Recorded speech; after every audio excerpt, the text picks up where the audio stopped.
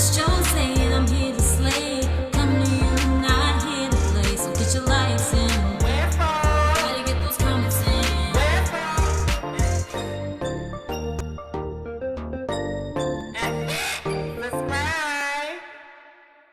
Hey you guys, I'm back for another video, and in today's video, we are gonna do a random oat mukbang. Sorry about the boxes in the back. It's Christmas time, so I've been ordering stuff for Christmas for my son, etc., etc. But I actually want to come and talk to y'all. This is low-key like an honesty hour, but we're actually turning into a mukbang. So I made some Alfredo. Oh, let me see if y'all can see it. Let me see. Yes.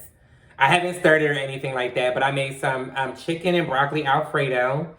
From the sauce is from scratch. We don't use that jar, girl. That's dead. And I got some Starbucks vanilla coffee, something sweet. Because I just was in the mood for some Starbucks vanilla coffee, period. So, I just want to get to talking about what I was so hurt about with this relationship, right? And this isn't a video to tell y'all what he did wrong, what I did wrong. It has nothing to do with that. So what I can say is I literally thought I've been going through this trauma, or feeling like I was feeling it with him. When it comes down to, I felt like I was feeling like this because I wanted to be with him so badly. You know what I'm saying? Like, oh, I want him so bad, and I can't have him, so I'm hurt. Right? But girl, I had to do some soul searching. Oh, so in this time of soul searching,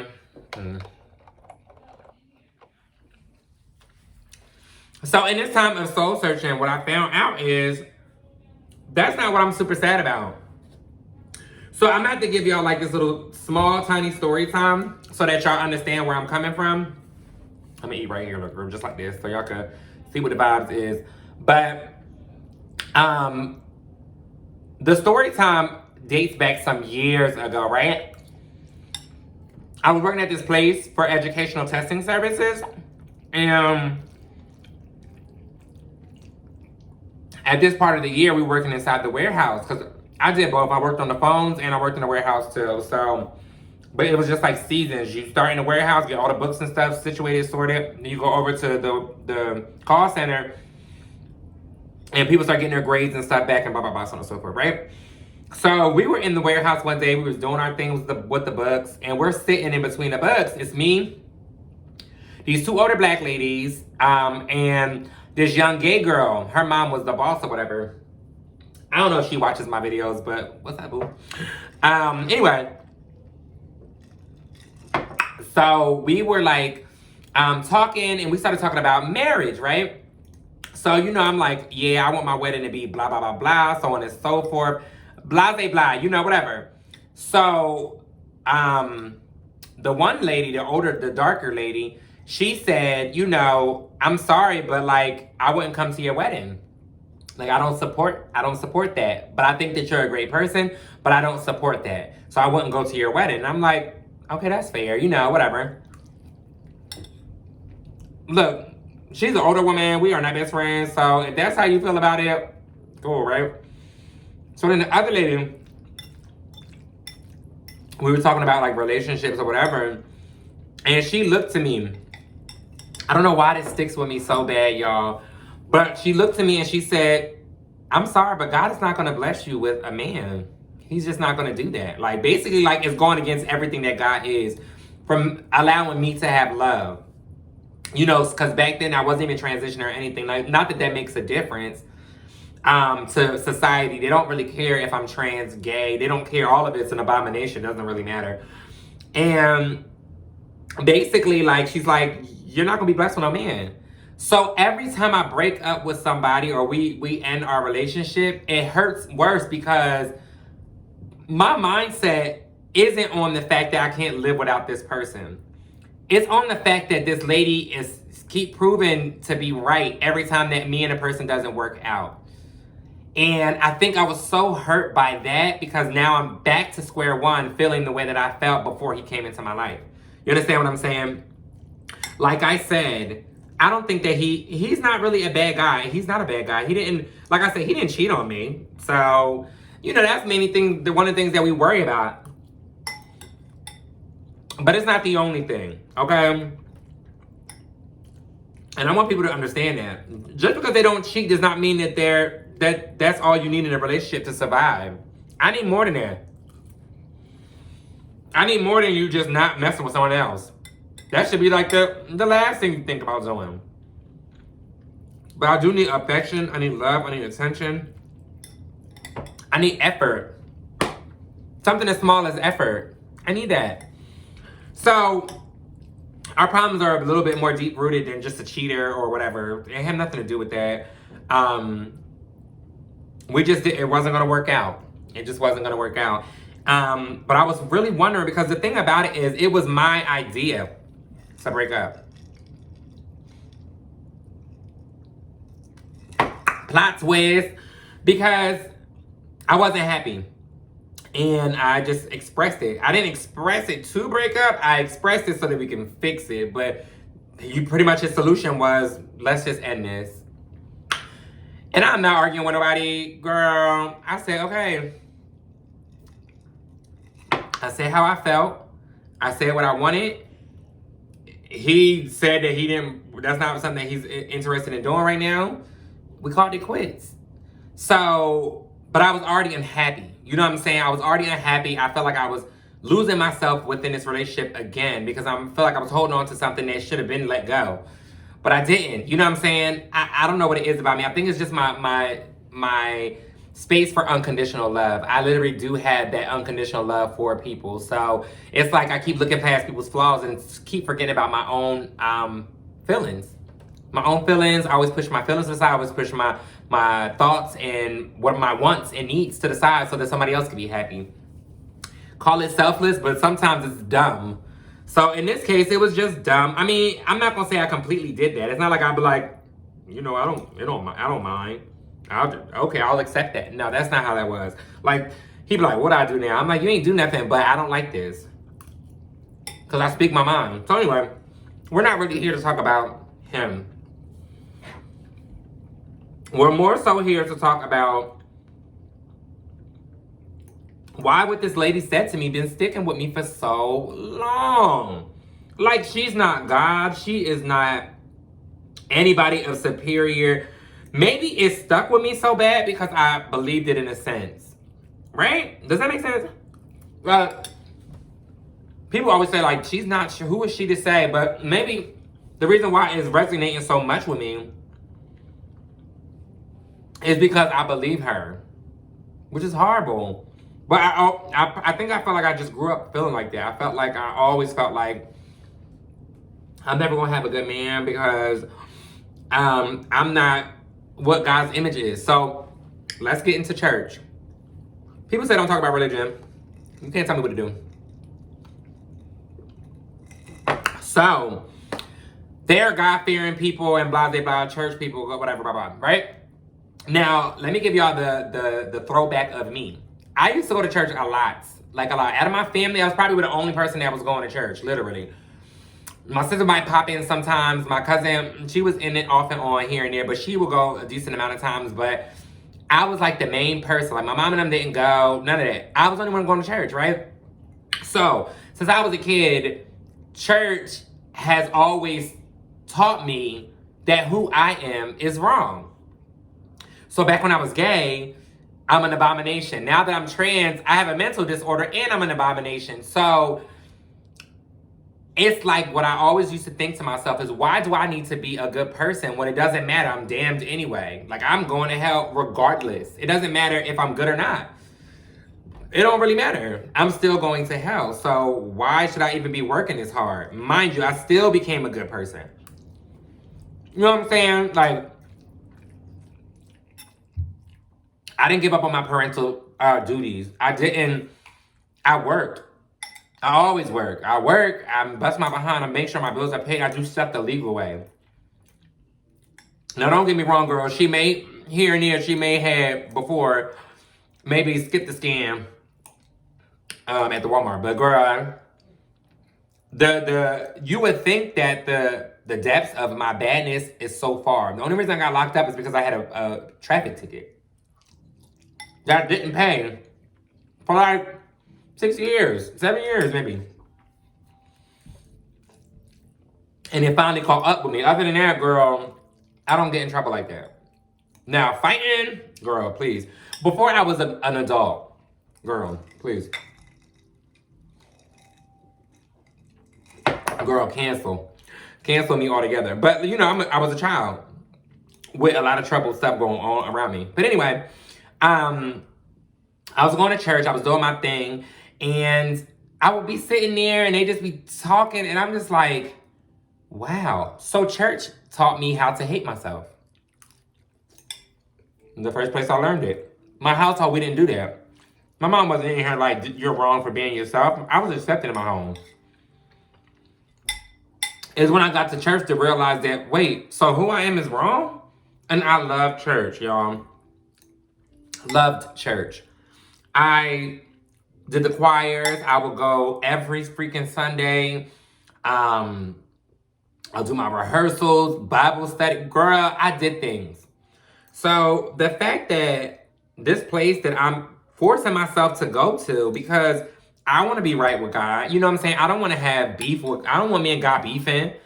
I don't want that. So I want to be right with him. Plus, it helps. Like, you know, you go to church, you hear a good word, and you're like, damn, I needed to hear that. That was perfect.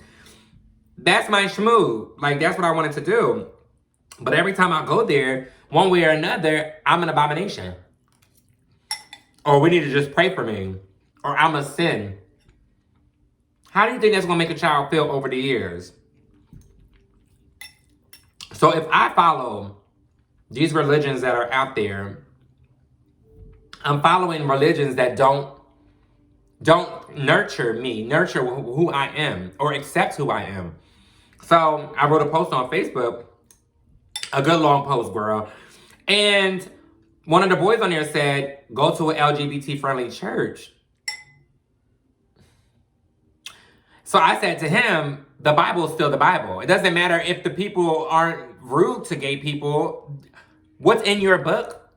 It still gets down to it that I am an abomination. I'm wrong. I'm a sin. People have been telling me to pray it away and pray against who I am so that I can change because it's all a choice.